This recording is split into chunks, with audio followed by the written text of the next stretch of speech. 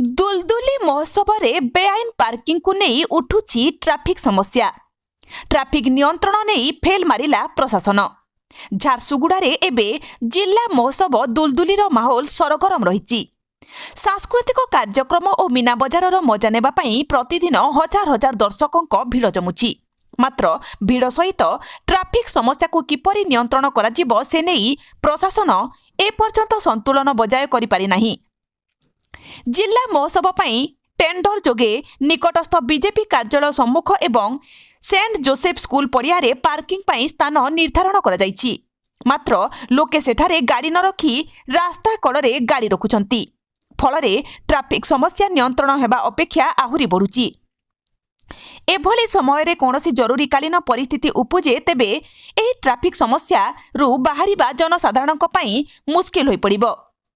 Police एवं प्रशासन सामना रे लोके रास्ता कड़े गाड़ी रखुचंती।